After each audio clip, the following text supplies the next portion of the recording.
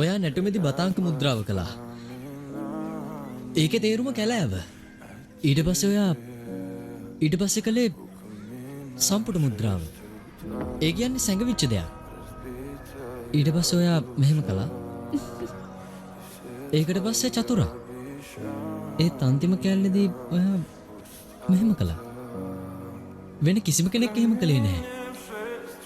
ඒ කියන්නේ ප්‍රේමයේ දේවතාව කැලෑවේ හැංගිලා කියලාද? නෑ ඒකෙන් නෙළුම් මලක් පෙන්නුම් කරනවා. නෙළුම් මලක් කැලෑව තුල හැංගිලා ඉන්නවා? ඇයි ඉතින් නෙළුම් මලක් කැලෑවේ හැංගිලා ඉන්නේ?